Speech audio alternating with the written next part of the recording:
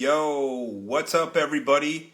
It's March 26th and this is Music Business 101, a Q&A, a music Q&A, music business Q&A, and our guest today is, man, this dude is like so entrenched in the music business. His name's Steve Lobel.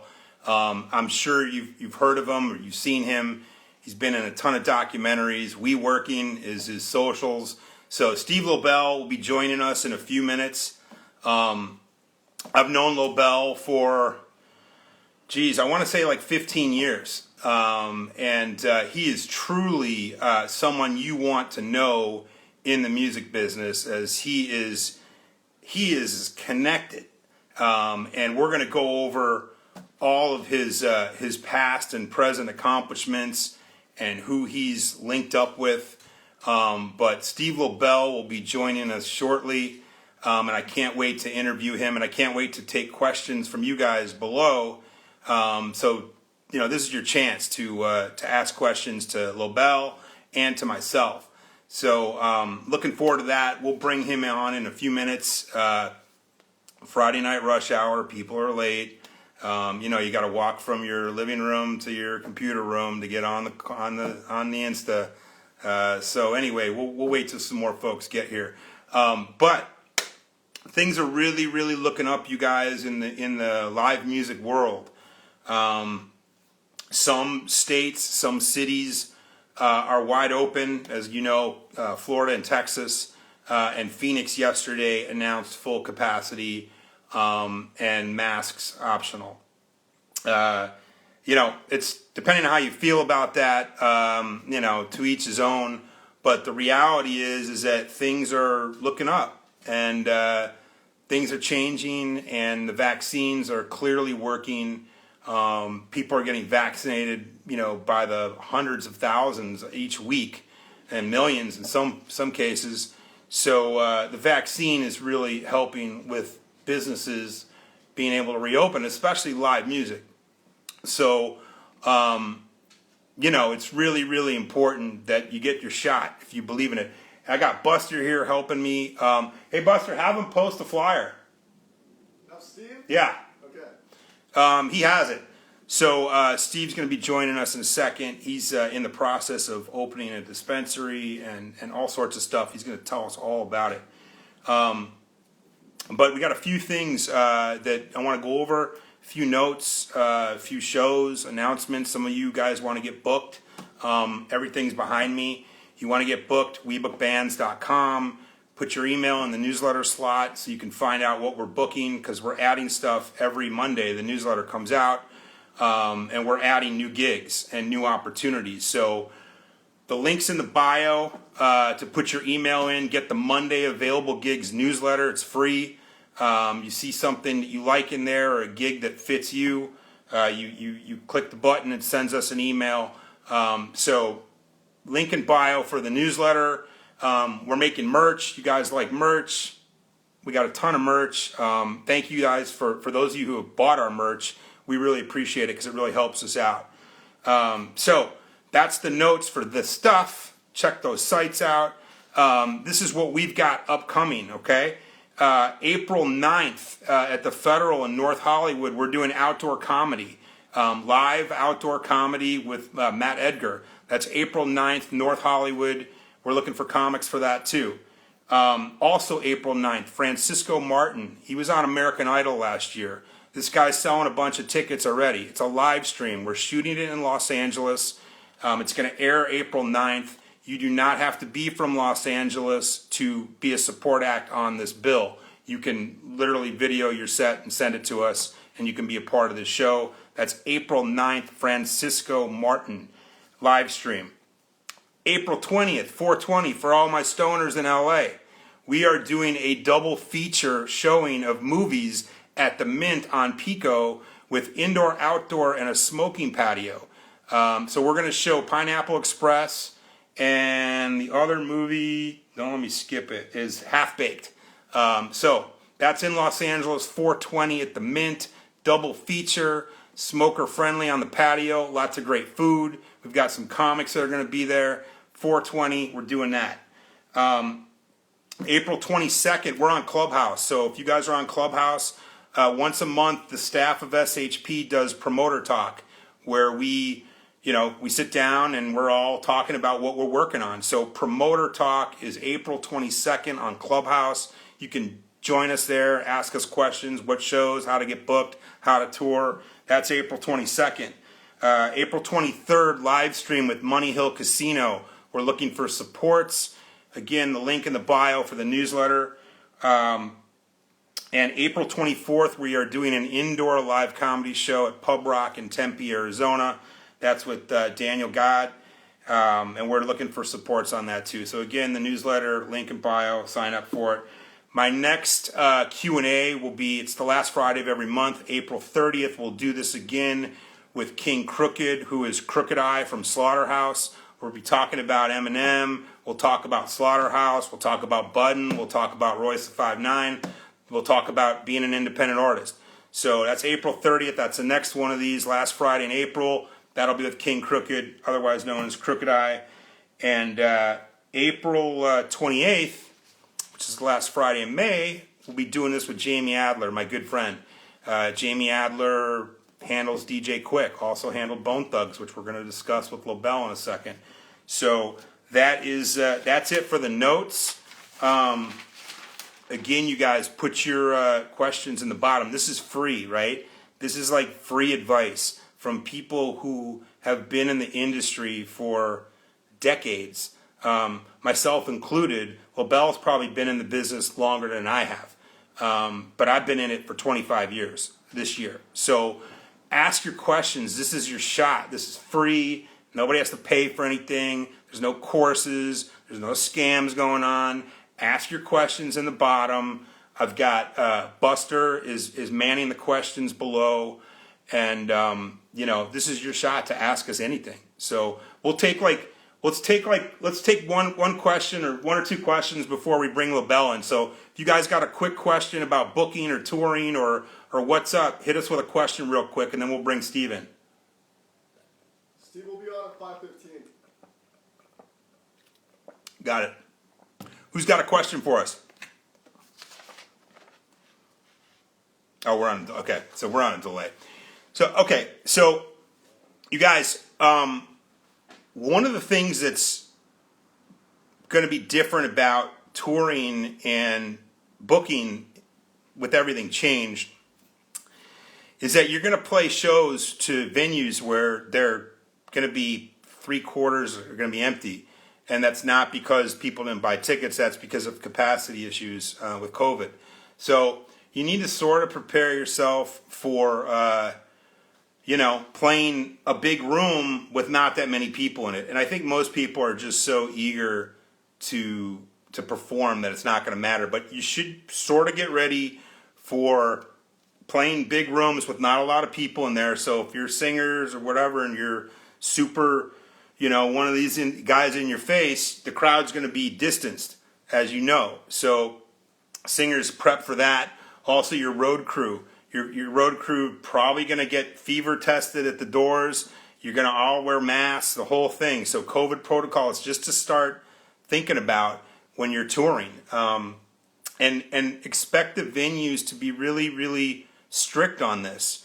They're not going to be loose. So we've been in seminars, and there's organizations for promoters and theaters, and this stuff's already been talked about. So, when you do get a chance to play, just know that there are a lot of protocols that are going to be in place, and you're really, really going to have to follow them. And I think most people will, but it's just good to sort of prep for that now, because it's just a different world we live in. Even though COVID is thankfully dissipating, do not be surprised when you're booking your show and the guy advances you and they say that you have to show up wearing a mask and gloves or hand sanitizer or whatever. Just be prepared for it. Another thing, be prepared for: no guest lists. There's not going to be guest lists, okay? Not everywhere, but for the most part, the talk in the industry is no guest lists for a lot of reasons. One, all these places have been closed for 13 months, okay? So nobody wants to give freebies. The bartenders don't ask for free drinks. Don't ask to get on guest lists. Everyone in the music business and the concert business has been out of work for 13 months. So buy the ticket. Don't tell people you can put them on a guest list because there's probably not going to be a guest list. All right. And again, as I mentioned, there's going to be, mandates at some of these spots. So you'll have to wear the mask and you'll have to, adhere to what they're doing. So we're going to bring Lobel on. Do we have any questions? No, I don't see any. You guys, someone ask a question. We can't just have people creeping in here. I'll talk all day. I will. But someone's got to have a question. Okay? Throw me a question, Buster. Let's see. We have.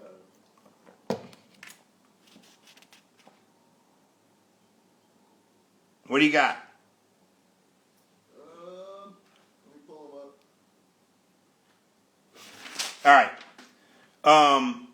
Somebody asked me the other day, what are labels looking for? And I answer this all the time on these. And we could probably ask Lobel for this as well. So the labels, it's sort of still COVID-ish, but the labels are looking for acts that are already built. They're not really looking for acts to develop. In the old days they were, and Lobel will attest to that. People are really, really looking for acts that are already built, that already have Instagram followers, that already have Spotify streams. People that's what the labels want. They sort of want to know that you're already generating money. And it sucks because a lot of people are like, well, how do I get followers and how do I get Instagram and streams? How do I get this? It's not easy. You have to really, really work hard on your brand. You have to be creative in your approach, and you need to really make yourself a business. So however you creatively post on Instagram, tell the story of yourself and your music, but do it in a way that's different from everybody else, okay? The same with your Spotify, okay? Don't put every song you ever made on your Spotify. So there's like 100 songs and these songs have 1,000 streams. Put your very best on Spotify first. Even if it's one song, put it out there, share it, get your friends to share it. Then add to that Spotify catalog as you go along. But I will tell you, for somebody who does consultations and listens to a lot of music, I don't want to go to your Spotify and see 100 songs that have 1,000 streams each. I just don't. So I can speak for a lot of people. Let's bring Lobel in here right now. There he is. He should be here. I got him in. There he is. Yo. What's up, Sean? How are you? Good, man. Can you hear me? Yeah, I can hear you well. Can you hear me? Yeah, man. How are you? I'm blessed, man. It couldn't be better, man. Got a grand opening tomorrow to a Dispensary Hip Hop Museum recording studio in Van Nuys, California. The first of its kind tomorrow.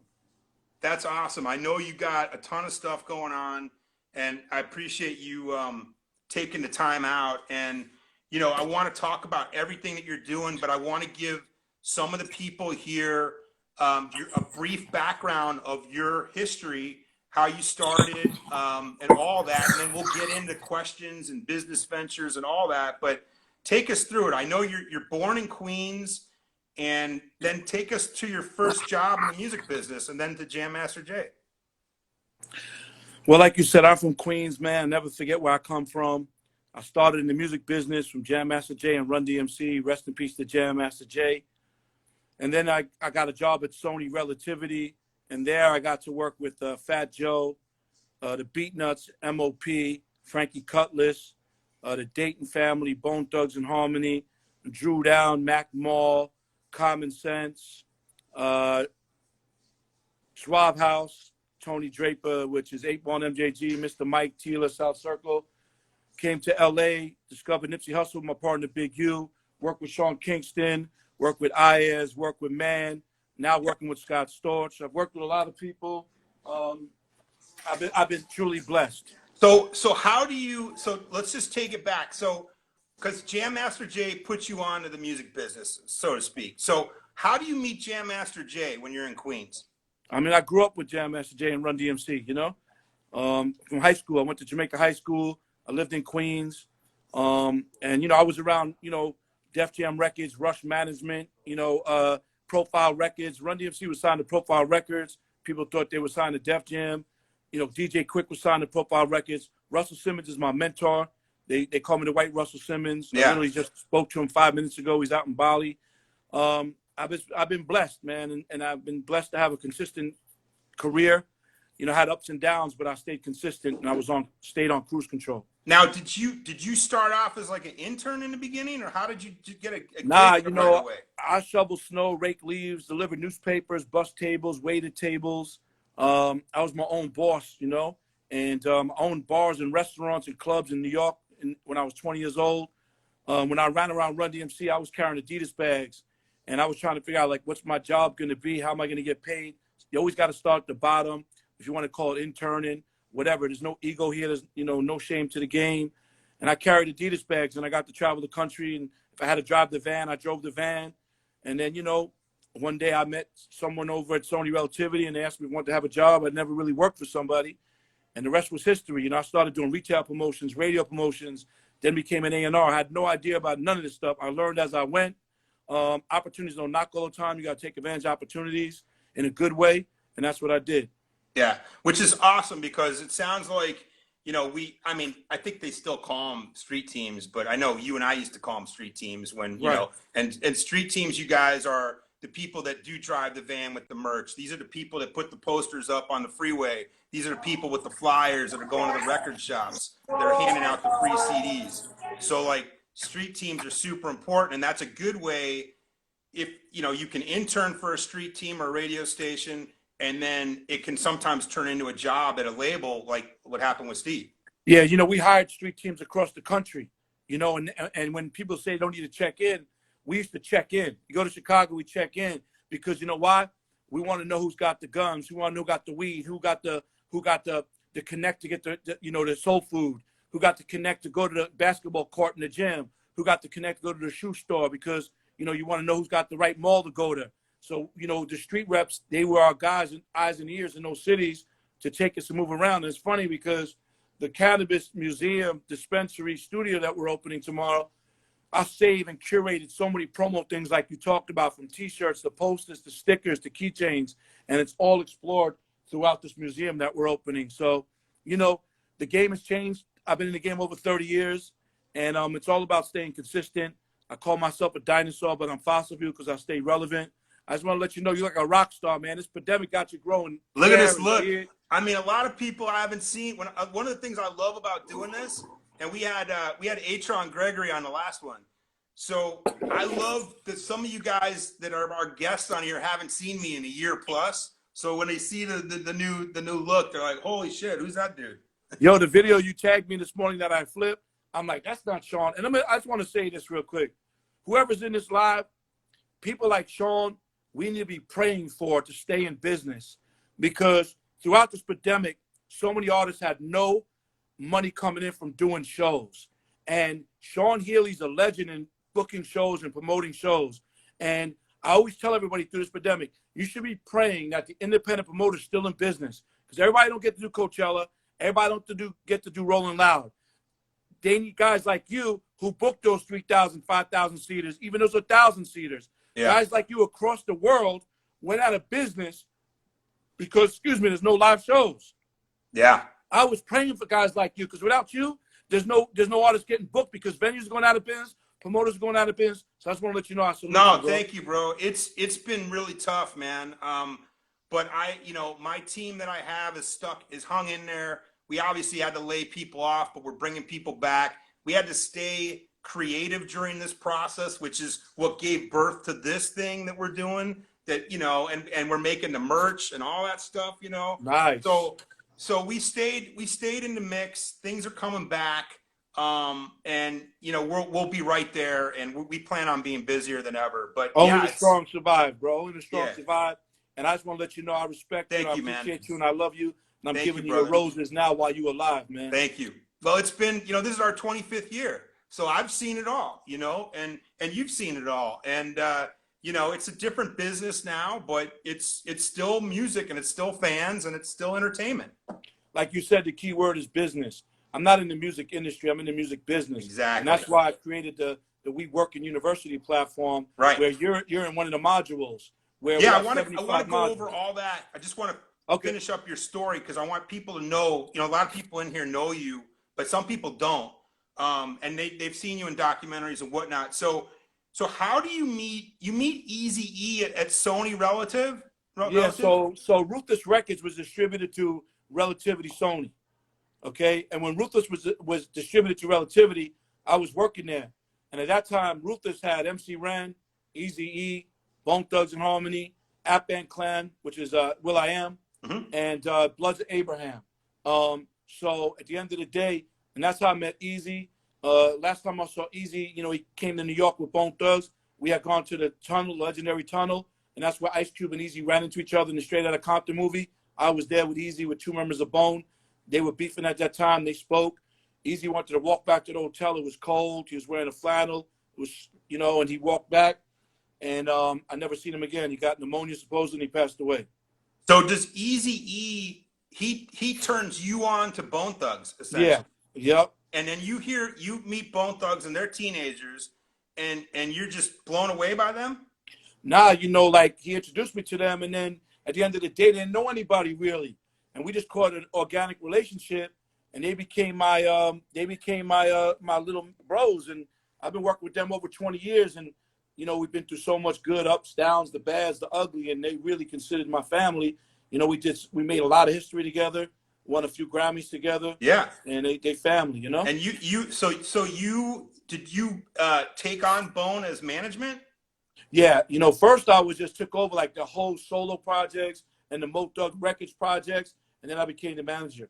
And you executive produced a couple of their albums, right? Yep, I executive produced a couple albums, and a lot of them all went platinum. And I was like everything to them, man. It was all Bone Thugs for like at least 15 years of my career. Yeah. And I was juggling Nipsey, and I was juggling Sean Kingston, and Ayers and Man, and all this other stuff. Oh, I know, because our mutual friend Jamie Adler, who's going to do this, he's going to do the Q&A end of May.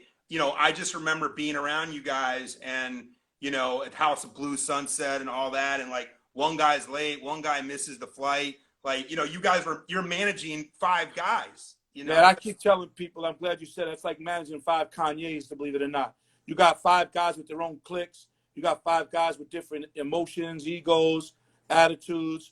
Baby mamas. They got their homies. Yep. I'm the psychiatrist, the therapist, dealing with the girls, the baby mamas, the kids, the entourages. I don't even know how I didn't fucking have a heart attack and pass away, but I know. Man. Yeah, no, I mean, kudos to you guys. So anyone who wants to be a manager or who is a manager, it's hard enough managing one person, but times 5. And, getting everyone they got different entourages, they got different managers. When, I'm sure at one point, Bone, all 5 guys had different managers, I'm assuming. Not really, to be honest with you, man. It was like all going through me. It's just always the extra people that are trying to help or not try to help. So, I pulled it off, made a lot of history. Those are my guys, still do business with them. There's number of love for Bone Thugs. So how do we get them in the Rock and Roll Hall of Fame? We've been trying to push for that, man. I always try to say like that type of stuff is organically has to happen, and it's in God's hands. If it's meant to be, it's going to happen. Yeah, I think it's coming. I really do, because they're just such a part of history. And if you got Eazy, you got Pac and Biggie and all. I just got to figure Bones in that conversation. Yep, if it's meant to be, it's going to happen, man. Let's push the Bone. So how do we get to so that's a Bone. How do we get to Sean Kingston? Because I remember 2006 or 7, we were doing some of his first shows, and he had top 10 hits. I seen the world with Sean Kingston. He calls me like his stepdad. I talked to him a lot. I got connected to him, and then, we started a company. We found the kid Ayers, did the Replay record. And then, we got the kid Man with the Buzzing record. Yeah. Me and Sean Kingston discovered Tory Lanez. Yeah. You know, we were the first ones with Tory Lanez. And then, you know, me and my man Big U found Nipsey Hussle. Yeah. There's so much to my story, man. Oh and yeah, it's no, still I know. going, you know.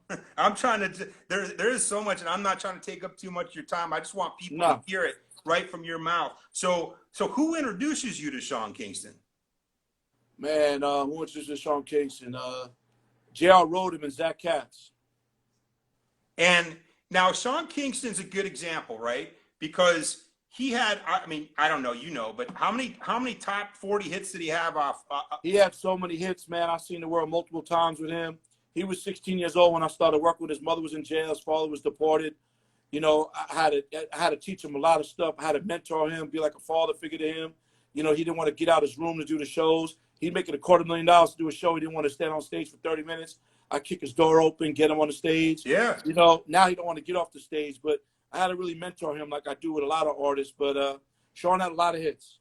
Yeah. Now I met him. I think I booked it through Jamie or somebody, but we did his first show at the Key Club, and he was nice enough to come down to. I had that little store on Melrose, and he did an in-store, and he was just great. And this was when Beautiful Girls, I think, was charting pretty hard. Yeah, Beautiful Girls, Take Me There. You know, he had so many hit records. And am I wrong in saying that he was up for the audition for the Biggie movie at that time?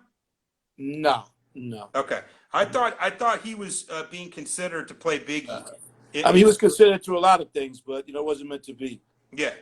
And so now with Sean, like, because obviously, you know, those songs are now a dozen years old or more. So what happens with someone who has like all that success right off the jump, and then like it's 10, 12 years later and their records aren't doing what they used to do? And like, how do you coach them when that type of stuff happens? Well, you know, Sean's a songwriter as well. He wrote the song, so he has publishing.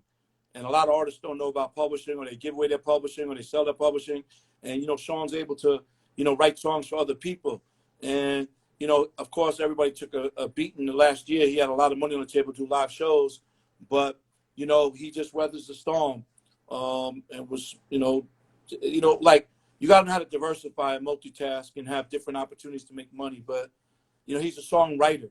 You know, he wrote a lot of songs. So that's what keeps people going. Right. Which now you talked about it because this is about music business, and you're obviously, you know, you're entrenched in your own business, but you've also handled other people's businesses. So for those of you who haven't seen Hip Hop Uncovered, or it's Hip Hop Uncovered, right? Hip Hop Uncovered on FX. Yeah. So I would watch it. I believe it's 5-part series. Yeah, it's a 6-part series. Yeah. Yeah. So it's awesome, you guys. And Lobel's in it, but it's produced by Big U. Yeah, and, my partner Big U started 4 years ago. He asked me to get involved. I was behind the scenes. I'm probably the only Caucasian guy in there. Yeah. Talking my talk. But, you know, we needed that because we needed to see the other side of hip hop, the muscle, the streets, guys who were even smarter than some of these executives. And, you know, it showed a different side of my brother Big U. So how do you I know Big U is going to take us to Nipsey. How do you meet Big U? And just so you know, like everybody in that documentary, from Bimmy to Deb to Trick to Haitian Jack, I had, you know, dealings with or run-ins with. You know, years and years and years ago, I was Big U's wife's cousin's niece. I used to date, but Big U was in the penitentiary. So they would tell him about me, but no one told me about him. When he first came home from prison, I ran to him backstage at the Power 106 show, and he approached me and gave me his number. We built a relationship organically. He was giving me music. One day he said, yo, I got the CD. I got this kid I want you to check out. He gave me a CD. It's called the Slauson Boys. I heard a song called I Don't Give a Fuck and Bullets Ain't Got No Name. I'm like, yo, this is the West Coast 50 Cent. He's spitting that hood shit, and he got the melodic hooks. I need to meet him. We got a DVD. Yeah, we lost your audio. There you go. Was a guy looked like Snoop Dogg, and I said, what's his name? He said, Nipsey Hussle. I'm like, wow, it's amazing, like Nipsey Russell. And he pulled up, and the rest was history, man. You know, it was 10 years before people really even believe what we're doing and doing with him right now. And, you know, I don't know. The rest is history, man. Yeah, I mean, he's a true independent success story. And I've talked about him before on some of these Q&As with other people as far as his independence goes. As a promoter, I could never book him, which killed me because, you know, there was a risk, especially in the beginning, as you know, with his shows. Yeah. Because you get the drunk uncles, you know, and you get the people that don't belong at the club coming to the shows, and there were incidents in the beginning with Nipsey shows, and I always had to turn it down, and it sucks because I remember meeting his sister, who was super cool. She used to come to like the Key Club, and like his family would come to the Key Club shows when we were doing, you know, Freddie Gibbs or whoever we were doing back then, and I really regret not being able to do one of his shows, but I was offered it 20 times at least. I'm sure you were, man. You know, I mean, look, man, you know, we were leaders in the situation and we believed in it when no one believed. I would go to record company that told me he looks like Snoop, he's a Rolling 60 crib. Yeah. You know, his music is whack, he looks like Snoop Dogg. You know, most people are followers, they're not leaders, man. I'm not cocky, I'm confident. I know I'm a man and I'm a leader. If I believe in something, I don't care what anybody tells me. I'm going till the wheels fall off, and my success rate has been pretty good because I give it my all. So, you know, rest in peace to Nipsey, man. I know the anniversary of his death is coming up in a few days. Smartest artist I ever worked with. He nicknamed me Maniac Lobel, and salute to Nip. Yeah, I mean, it's just, you know, it's an unspeakable tragedy, and it was an unnecessary tragedy, and it's, you know, rest in peace, Nip. So Nipsey was known to keep like his business dealings with his All In Money Collective. How did you get that opportunity to sort of you ended up managing him at one point? Nah, right? me and Big U managed him for a long time, you know, and then was it like Big U went to Nip and said, I want to bring Lobel in because Lobel is connected and is well, you know, Big U, you know, he was in the industry before he went to the penitentiary. When he came home, he was messing with Suge Knight, and then he met with me, and he just was like, yo, man, like we're Sagittarius, we're cool, and that was it. And then when we met Nip that day, you know, Nip was like, I know you all, let's rock and roll. So we rock and rolled, and we created history, man. And yeah, and that's what I could say, man. You know, and then as he grew, he wanted to do his own thing and do certain things. At the end of the day, when you're a real guy, you let people do what they got to do, and you don't hold them back. At the end of the day, it's a team. Together, right, achieves more. So he started creating things, doing his thing, and you know, that's what he is, an entrepreneur. So it's unfortunate what happened to him. Yeah. It's sad. And, you know, I don't want to get too much into Nipsey because it's emotional, you know? No, of course. I mean, you know, the thing about it is that people look up to him for his, not just his music, but his business endeavors. That Yeah, he's the pocket of his generation. He created business within the community. He created opportunities for people. So all these rappers run out of the hood. Nip kept the money in his hood. Yes. So let me ask you something. Then you get into Scott Storch, who we all know was legend, you know, and then he had a sort of lighting. It looks so nice. I'm just saying. Yeah, go on. So Scott Storch, you sort of revived him because he was hot and then he had some problems, right? And then he came back. I'd rather say God did that, man. Nothing happens from me. It's all God. You know, I just put the work in. I got 2 legs and 2 arms, and I work. You know, and everybody makes excuses, but there's no way to make excuses. I created a first podcast called Live with Steve Lobel. One of my first interviews was J. Cole. I interviewed so many people 8-9 years ago. I'm always ahead of my time. And I interviewed Scott, and Scott was gone for 9 years. He fell off. He's one of the biggest producers. I didn't know him. And I met him. He asked me to manage him. First year was rough. Second year started getting work. 3 years later, 4 years later, he's one of the biggest comeback stories. Just nominated for a Grammy this year with Chloe and Healy. Produced for Trippie Redd, Russ, A Boogie, Don Q. Every relevant artist we're working with. That was my motto, to have him work with the young kids. And we got a speaker line coming out. We got a sunglass line coming out. We did a Vivo documentary called Still Storch. We opened a treatment center together. We just got cool things going on with like bros. And I would say the biggest comeback story in music history. Yeah, I mean, that's the thing. Is there a documentary about him? Yeah, it's called Still Storch. We did it about 3 years ago, and now we're working on his life story movie. Where can people find it? It's on YouTube. You know, Okay. Still Storch. Yeah, for those of you guys who don't know, Scott Storch was like the biggest hit maker there was. and he had some personal issues, but obviously things are back on track and better than ever. But it's an interesting story. So look for Still Storch on YouTube, the Scott Storch story. Yeah, I didn't know Scott. We had no relationship, man. Yeah, that's We why I met was him. asking you. You know, he's stuck in his ways. He's stubborn. I'm like a drill sergeant to him, man. And he respects me. He lost $100 million sniffing cocaine. There He you used go. cannabis. That's He used- what, that's he what I used was cannabis. getting at without saying it. So, Nah, you know what? It takes a man to admit it. And then he got clean using cannabis. And the crazy thing is, we own a treatment center together called the Healy Center in Studio City, using cannabis, 48-bed facility, 12-week outreach program. We got a sober studios in there. We got Cali Sober. We got yoga, art, massage chairs, saunas. We're helping a lot of people change their lives. Dr. Dre called Scott and said, wow, it was a genius idea to open up a treatment center, and it's a blessing, man. which is awesome, which now leads me into your business adventures, and then we'll take questions because we got people submitted questions. So we work in university, which you talked about for a minute before. Tell everyone about it and where they can get it, and like you have like top notch, like it's like masterclass, but You for know, music business.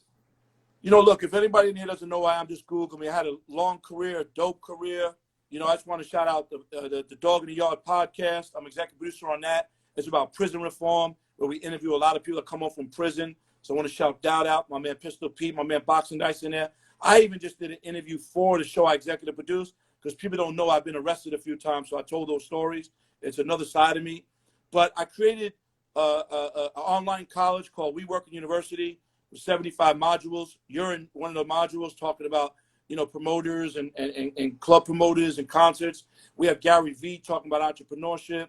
We have Charlemagne the God talking about radio. We have Be Real. We have Burner talking about independent artists. We have Afro Jack. We have DJ Mustard. We have so many people in these modules. We have engineers, choreographers, entertainment lawyers, A&Rs, managers, road managers, everything you need to know about the music business from like A-list people that, you know, curate that module of the side of the business that they do. These young people think they just shoot a video, throw it on YouTube, get on Instagram and say, suck my dick, and they're celebrities. So you need to know the business. This is a business. So that's what We Work in University is all about. So how do people get to We Work in University? What's the website? You know, go to my IG, it's in the link, or go to We Work in University's IG. It's $149 a month. It's a subscription-based, service-based business, and you're going to learn a lot, man, because a lot of people don't know the business. They want to be in business, but they don't know the business. Which is exactly why I love doing this, because I just try to give back to everybody during this time, because I have the time to do it. That's why I did it, because you ain't a culture vulture. All right. So, and then take me now through, because you touched on it a little bit. So how did you get into the dispensary weed business and Burner, and now you're opening the museum with the dispensary? So 4 years ago, a group of guys that I knew, they had a vertical license for manufacture, distribution, cultivation, and retail in Maywood, California. They needed a brand. I was bringing different artist name brands to them to partner with them for the branding, and they were like, no. And then one day I went there. I was going to try to do a documentary to the place because they weren't interested in these big artists I was bringing. And we were sitting there, and I FaceTime Burner on some other business, and I showed him this place. He never had dispensaries. Like, all right, cool. When I left, there was a guy painting, and he told those guys I knew Cookies and Burner. They called me, and then I connected those dots. I got a big bag. I got equity, and then I'm involved with Cookies and the cannabis business in Maywood, California. There was never a flagship cookie store. From there, it grew, and now it's a global brand, opening dispensaries across the world and the country. I opened up Cookies Woodland Hills, and I'm opening up some cookie stores in Colorado, some in Puerto Rico. I just learned the business real quick, and then I got an opportunity with a guy named Jason. He's a legend. He has a place called Daddy's Pipes and Daddy's Dispensary on Ventura Boulevard, where a lot of rappers went in the beginning. He was partners with some guys. I was partners in Maywood, and he had this place in Van Nuys where I'm sitting right now. And they said, what are we going to do here? And they trusted in me, and we brought Burner in because of loyalty, and we made the first ever recording studio, hip-hop museum, dispensary, cultivation. The grand openings tomorrow. We're dropping Dave East Cannabis line. We got DJ Charisma DJing. If you're in Van Nuys or California, pull up. It's going to be amazing. 7040 Havenhurst Avenue. It's called Lemonade, powered by Weed Working. and that's my cannabis company. So I'm just curating all these different companies. Right. I get 9 no's to 1 yes. I plant my seeds to get my fruit. I'm a very creative, innovative person, think out the box. And when I believe in something, I go hard for it. And we just made history. Tomorrow we're making history with the first ever dispensary, hip hop museum studio. And we're going to take this concept around the country and the world. Dope, man. And do you think, what's your take on New York now that weed's going to be legal? I mean, it's just going to stop the black market out there, because everybody from New York comes out here.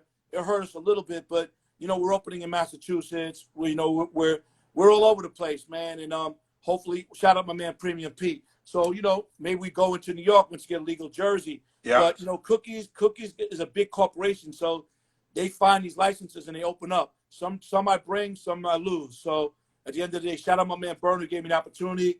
He's a big guy in the cannabis business. Everybody's recognizing that now because Cookie's so big. Yeah. Plus he's a big rapper. I help him and do a lot of stuff with his music. But God is great, man. We got a lot of great things going on, and we're making history tomorrow. That's all I know. Which is just like, it's amazing how you've diversified. And I would say this for any artist, and managers, but I do other things, you know what I mean? Keep your career what you're good at, but try other things, try merchandise, try what other type of businesses you could get into, buy property. When you have money, you have any little chunk of money, buy property somewhere, and then buy another property, and then buy another property. You know what it is? I always diversified. You could take the horse to the water, but you can't make it drink. I was telling all my artists to invest in real estate, invest in this, invest in that, and they didn't. At the end of the day, that's what I did. And at the end of the day, that's why I was able to weather the storm through pandemics. And I know how to be a businessman. I know how to get equity. I know about ownership. You understand? It's not just about a bag. A bag ain't buying me. Money don't make me. A watch don't make me. A car don't make me. You understand? Exactly. About ownership, equity, and looking at the candy factory, not the candy. I always say to people, less is more. Quality over quantity. Money comes and goes, but history stays. You keep making history, you're going to make money.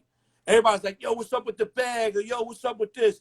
Nah, don't come around me and talk that talk. I don't talk that talk. Yeah, no, I agree. And I offer you guys the same advice, and if you come into some money, putting a down payment down on a house is going to go a lot further than buying a chain. It just will in the long run. So, just remember that. So I want to get into a couple questions because we see people submitted questions and people. Yeah, real quick. I want to show you this. Hold on real quick. There's a studio. Nice. Okay, it's a full-blown recording studio. Shout out to all the sponsors that helped us, Slate, KRK, Gibson, okay? And this is all stuff that I curated from stuff that I had laying around my house and collecting over the years. And this is the museum, the whole museum, hip-hop museum. Dope. You got to really come see it to get the experience. You got a Death Row record chair, DJ stuff. And this is in Van Nuys? And that's the dispensary in Van Nuys, yep. Okay. And what time is it open tomorrow? We open up every day, 8 a.m. to 10 p.m. And tomorrow, we'll open up 8 a.m. Dave East will be here at 12 o'clock. Shout out to AJ. AJ's in here, Dave East manager. We created, a line with him called East Coast. We're dropping in some exclusive strains through Lemonade with Burner, Christmas DJing, and we're making history tomorrow. Nice, dude. All right, I want to take some quick questions and we'll wrap it up because I know you're busy, man. These are some questions that were submitted, and we'll take some questions on the bottom. So, Buster, you want to watch those? Who would you consider your greatest success as a manager? What do you mean by that? That's just the question. So, who would you say was your most personal success in managing? That maybe someone that you really put the most into that got the biggest result? I mean, winning a Grammy with Crazy Bone for Riding Dirty with Chamillionaire and finding playing skills on the road and watching them turn into a big producers. And I'm partners with them with CTM Latin. We created a Latin publishing company where we're signing Latin writers and stuff, and they became big in the Latin world. So winning, Riding Dirty a Grammy for a song that was talking about riding dirty, and shout out to Tiny Lister who was in that video, rest in peace. Believing in Nipsey in the beginning stages. I managed Tupac's group, The Outlaws. you know, you know, being in the studio with Bone and Biggie and creating that Notorious Doug's record. You know, there's so many different moments, man. You know. What are your plans for the next 5 years? Do you know? Staying healthy. Good. Get your shot yet? No, I don't. I'm not getting a shot.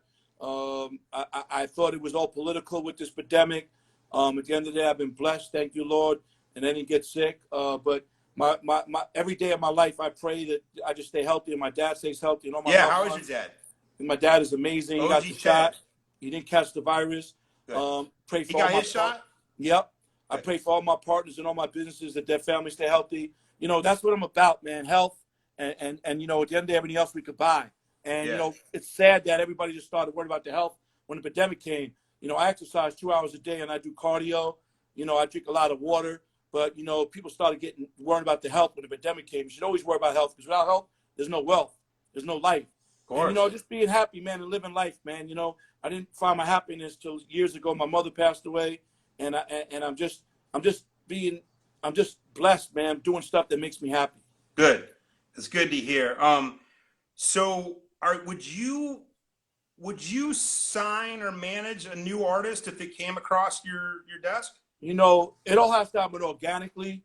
A lot of people be, you know, forcefully or, you know, pushing it on me and stuff. And I like everything in life to be organic. And I'm nervous for the new artist. You know why? There's no integrity. There's no principles. There's no morals. There's no loyalty. They get amnesia.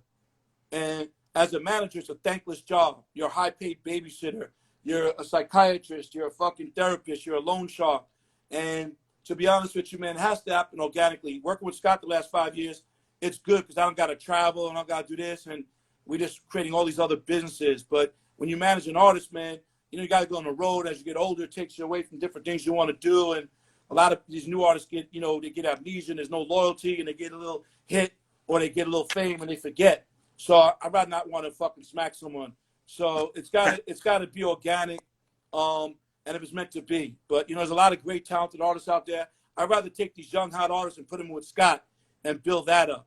So, you know, but you never know. Right now I'm focused on opening dispensaries everywhere, more treatment centers, you know, taking Scott to more and more levels and whatever God has in store, you know? And what's the best advice you can give to an artist now who's hasn't really had a chance to get a major record label deal or a distribution deal? Like, how would you tell these young artists that are good, how do you tell them to hang in there? Like, what's the advice? Be yourself. You know, everybody's trying to follow a trend, follow a sound, follow, you know, the style. You know, be yourself, man. Be creative, be innovative, think out the box. Don't jump on a wave, create your own wave.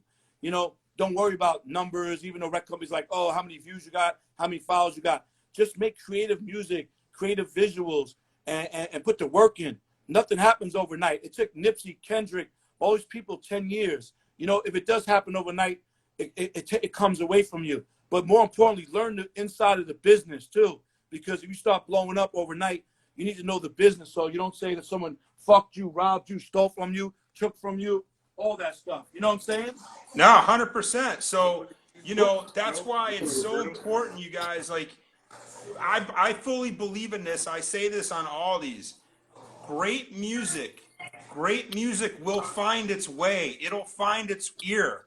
People, when someone makes great music, it spreads. Don't worry. If you're making great music and you're unique to yourself and you're your own brand, it'll get out there. But if you're copying everybody who's on the radio and you're copying everyone's brand and everybody, it's not going to go anywhere. And if it does go somewhere, it's going to be temporary. So be unique, be yourself, and great music will find its path. Sean, you gave so many artists opportunities in the beginning of their life and their stages to get on stage and sell tickets to make money and so on and so forth. So you know the game. You see them come and go. The coach lasts longer than the player. That's the name of my book I'm writing. But at the end of the day, I always say just be organic, be yourself, and just make great music and don't follow someone else and try to sound like them or act like them or be like them. Yeah, I mean, I used to get like demos from artists, and like one song would sound like the latest top 40 hip hop song. The next song would sound like the top R&B song. The next one would be a hip hop rock song. Like artists making all, you know, and you could do that in time, Don't do that in the beginning. Be simple. Make great music simply, and it will get out there, and you can build your catalog after that. And you can do experimental shit after that. But just stick to your purpose, stick to your guns, and keep it simple. And I promise you, guys like Lobel, guys like me, if it's great music, we're gonna hear it. Someone's gonna send it to us. Exactly. So just hang in there and stay focused and check out We Workin' and check out the Dispensary, and you guys stay in the game, because Lobel's perfect example of staying in the game, and his portfolio is massive. His experiences are massive, but they led to this. Your growth now as a businessman, outside of having to get on a plane and go to a show and introduce someone to a record executive and all that shit, and driving a van for Adidas or whatever, it all came to fruition now later in life. And that's why you're blossoming with all this stuff. Yeah, it's all about knowledge and experience, man. I've always been a businessman. That's why I'm the manager. But I was just so caught up in music and didn't worry about everything else that was offered to me and around me. And things just started coming to me, and I picked the right things. Like I said, less is more, for the right opportunities, And I give my time to the right people now, instead of giving my time to everybody, man, because they'll suck you up and suck you dry. Oh, yeah. I mean, you guys really got to watch it. In the music business, as you know, there are a lot of snakes, okay? I haven't had any snakes on this show, which is because you guys are my friends and you're people I've worked with, and you're people that I want other viewers to hear from directly. It's important to me because this is the give back time. I've had 25 years. I've had Kendrick Lamar and J. Cole and Kehlani and Russ and you name it. I've done everybody. And I've had experiences with all those artists and their crews. But this is the time to give back, and I want to see people blossom. Management's cool. I thought I was pretty good at it. It's not something I want to do. I want to really, for me, it's starting over. This is our 25th year, right? And I'm going to invite you to the party. It's going to be at Viper Room in September. This is my 25th year as a promoter, okay? And it's like starting over, because we're working out of my house now. We closed our office. That spot I had on Melrose. Fucked up. Yeah, I laid off, 80% of my staff.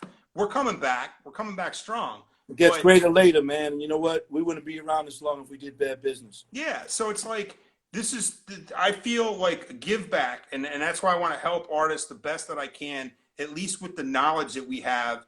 And, we're real dudes. This is not knowledge and experience is everything, man. If you don't suck up knowledge and listen to people and learn and read and stuff, then you're just an idiot. And one thing about Nip used to always want to listen and learn and read and stuff. So, that's all it's about, man, is giving back. I'm a giver, not a taker. Though you don't disrespect me, it's all good. Once you disrespect me, it's a different ballgame. But, we're men at the end of the day. I'm not cocky. I'm confident that I'm a man with integrity and principles and morals and loyalty. And no one works harder than you. So all you got to do is follow them, and you'll see how hard the guy Hard works. work pays off, man. We got the same 24 hours a day, 7 days a week, 2 legs, 2 arms. Don't make excuses. I hate people making fucking excuses. Yeah.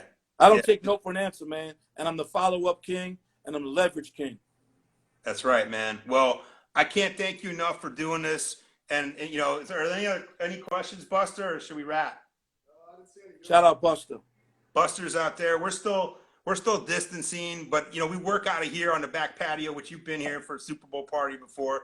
And half of us got our shots already, so we're waiting for the other half. And then but we're fully ready to roll. So we're booking stuff. It's different. It's like starting over. It's little dinky outdoor things and little things, but it's going to grow back to where it was. And I'm pretty excited about it. So I just want to let you know, man, I appreciate you. I love you. I respect you. Thank you, brother. I love you too, man. And I salute you. Thank you for having me. Anybody's in Cali tomorrow, pull up 7040 Havenhurst in Van Nuys. Lemonade powered by Weed Working. If you love music and you love smoke and you want to meet Dave East, you want to see DJ Charisma, you want to have some good food trucks, come out and see history being made. 8 a.m. to 10 p.m., 12 o'clock ribbon cutting, 1 o'clock Dave East, and DJ Charisma, all right? If you don't make it, we're open, so you come any day you want, and we're open every day, 8 to 10. Dope. Come take pictures, check out the studio, check out the Hip Hop Museum, buy some good bud.